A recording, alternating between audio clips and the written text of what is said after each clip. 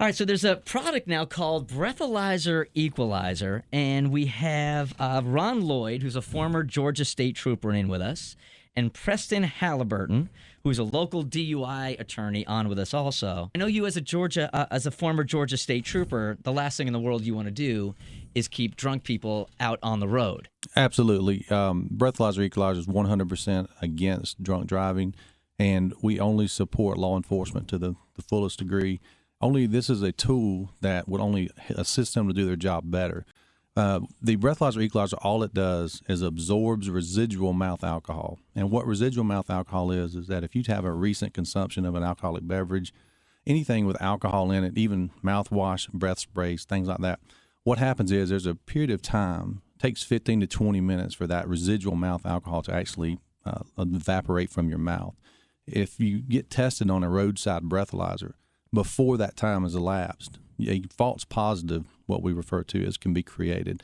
It's not going to have any effect at all on your regular or your true blood alcohol concentration. It's only going to help reduce the false positive. So when would you take this then?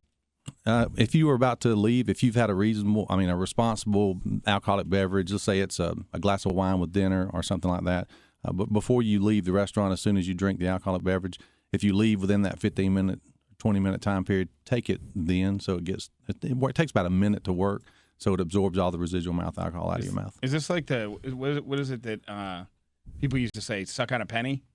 No, that's all just a myth. That has nothing to do with any of this stuff. I mean, that's just one of those myths.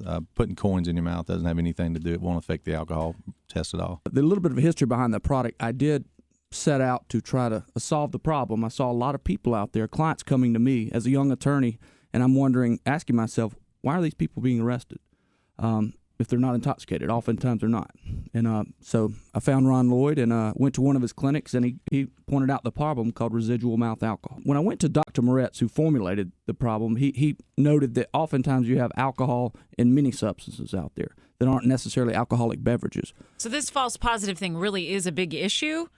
Absolutely. It is? One person's I didn't realize that. Well, if one there was a lot of people. It's my contention, if one person's ever arrested, that it's a major issue for me.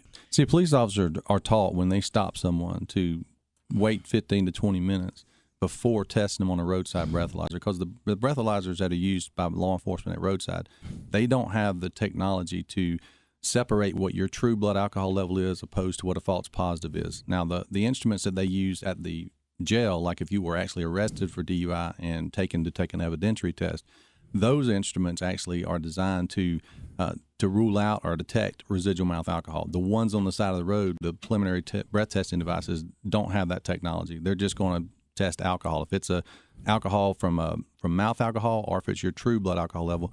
George Stein is a DUI lawyer also. In fact, he is Dean of the National College of DUI Defense. Hey, George. Hey, guys. How's it going? You've been listening to all the information about the Breathalyzer Equalizer. What's your take on it? Well, I'm friends, and I know former Trooper Ron Lloyd, and he knows his stuff. It is accurate, what he says. And we're talking about the Alka-Sensor, sometimes called the preliminary breath test.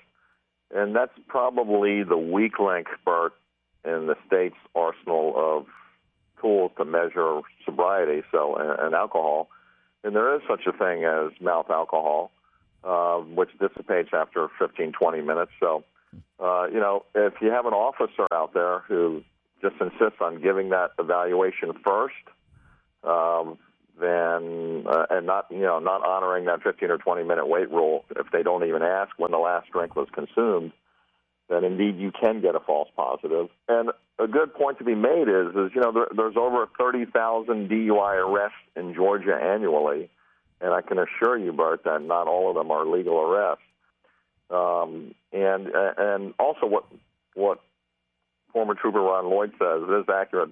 For those who have dentures or gum disease or who might burp or belch, yes, you can get a false positive on this test. I know my husband is obsessed with Listerine. He keeps it in his car all the time. So I was just thinking about him with this because he's, I think, addicted to Listerine. Well, he's so very kissable. I think so too, Jeff.